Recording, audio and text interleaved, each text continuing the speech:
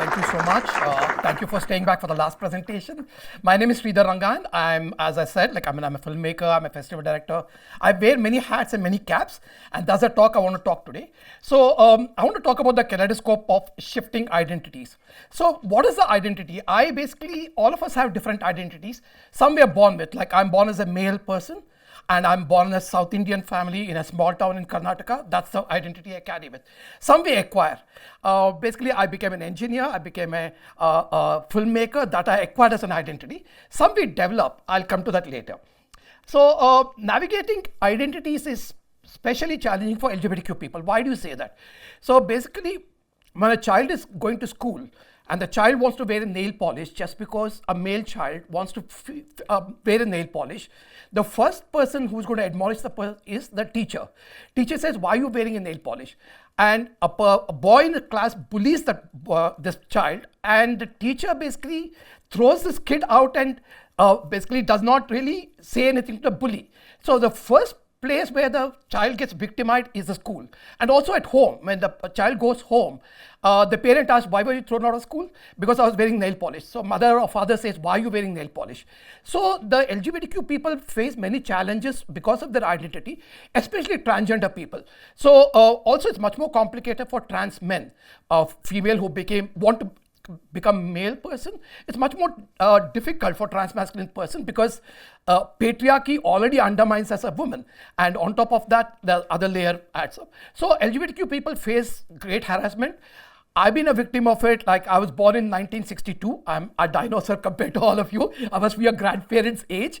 But I faced a lot of victimization when I was growing up because the law was against us. And absolutely, when I was growing up, there's absolutely no idea in any way. Homosexuality was never spoken about. Today I stand here speaking that I'm a gay man, speaking that I'm a homosexual is a great achievement, that we have come such a long way. But still, criminalization happens, still victimization happens. We'll come to that later. So I wear all my identities every day. And change them like my hats and stoles. I was a small town boy, as I said, born in South India. Then I studied in IIT Suratkal to become an engineer. Those days, you can only do two things. You can either become an engineer or a doctor. Your parents would not allow you to do anything in the 1960s and 70s. So I became an engineer. I studied electrical engineering. I don't remember Ohm's law still. But the practice of engineering, basically the logical thinking, informs everything which I do even today. As a filmmaker, as everything, that logical thinking informs. Then I studied to be a designer. Strange. So I went to IIT Bombay. There was a course called MDes, Master of Design. So I shifted my track I wore another identity from engineering to a designer. So I did 2 years of visual communication, which is great. But then I shifted to filmmaking. That's a new identity. So I did a lot of television programs. In the 1990s, I did like Krishna Arjun, Rishte, Gubbare. There's a series of them: heterosexual comedies, heterosexual romance, heterosexual thrillers. But there's no space for my own story. At the same time, in 1990, I was coming out as a gay man to myself. And it took a long time because at that point of time, as I said, there's no information, nobody to say that you're okay. Your feelings are okay. There was no validation at all at that point of time. So my classmate from IIT, Suhail Abbasi, joined India's first gay magazine called Bombay Dost. So Bombay Dost, I also joined for the second edition. But when he gave me the first edition, I was horrified. I said, how can you put anything which is so private into public domain in the form of a magazine? But when I took it in my room and read it from first page to back page, I realized this is who I am. And from then onwards, there was no turning back. I joined Bombay Dost from the second edition and then went on to found Humsafar Trust, which is India's first gay NGO in 1994. So it's been a long way for me. And I didn't even realize it every turn. My identities are shifting from a designer to a gay activist. And like at that point of time, when I was speaking to the media, I came out and said I'm gay. My mother in my small town felt horrified, of course, because on television, me coming out and saying I'm gay was absolutely not okay. So then we had series of conversations. My mother basically had almost 7 to 8 years of conversations over letters, over phone calls, over road trips. But she blamed herself, like most mothers, even today, parents of LGBTQ people. Mother think because I created my son and I could have created a better him, That's what they would say, because homosexuality still is going to be problematic, still taboo in small towns. Metro cities like Bombay, Delhi, still maybe more accepting, but still, even there is a problem. So most of the parents think that, what did I do wrong? My mother blamed her God. Why did God not be with me when he created my child? But I said, I'm okay, mom. I'm not really a bad guy. And then basically, I made her meet my partner. I met my partner in 1994, and I made her meet him. And then she could see the love between us, and that's when she turned around and said, like, I accept you. But it's been a long journey for a small town mother with no information about homosexuality to accept me. So at the same time, I was doing this television, and I finally said, enough is enough, quit television, and started my own production company, Solaris Pictures, where we focused on making LGBTQ films. That is again a huge turning point in my life. The first film was called Pink Mirror, the Gulabi Aina, and that got banned immediately because it was about two drag queens seducing a gay man. So it was very anti-patriarchal, because men are supposed to be preying on women or other people. So here were these two drag queens preying on the man and trying to win him over.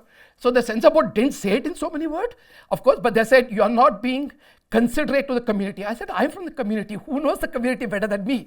But they refused a censor certificate. But it was good, because it went on so many festivals across the world. It became famous as a cult film. Then I did many other films. But the latest film was called Evening Shadows, which was about a son coming out to his mother. That was finally, I put my own story on screen, a little bit of it. It was a universal story, but it had a lot more about me and my mother. We shot it in the same place where I grew up in. It was a beautiful thing. When I showed it to my mother, she said, why you put all these things in the earth? But then, like I said, this is just part of who I am, but it's a universal story. It's about mothers and sons. So it was on Netflix for 3 years. It's not there right now. So going on to my other identity. So in 2009, the Delhi High Court decriminalized homosexuality, if you know that. So they read down, say, Section 377. That gave us a courage that we should do a mainstream LGBTQ film festival. What does mainstream mean? Where people from the non-queer community can also access it. There have been film festivals in the past, which is basically accessed by only the queer community in basically cultural institutions, colleges, etc. We want to place it in the mainstream theater. So that's how we started Kashish Pride Film Festival. It was called earlier Kashish Mumbai International Queer Film Festival. So we started in 2010, and it became, as we already discussed, that South Asia's biggest. What we did was we brought in the LGBTQ community and the non-LGBTQ community together in a safe space, so that they can intermingle with each other and understand what their identities were. So a lot of the non-LGBTQ members said, oh, I never met a lesbian woman, I never met a trans person.